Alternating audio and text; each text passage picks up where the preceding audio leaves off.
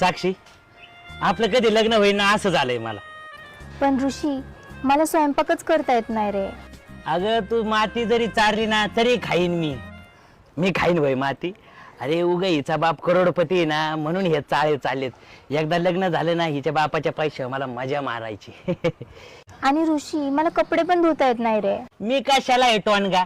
अगं मी धुणार कपडे, तू कशाला धुती? मी धुईन वय धुन. हा, वॉशिंग मशीन आणीन. काय कमी आहे पैशाला हिच्या बापाकडं?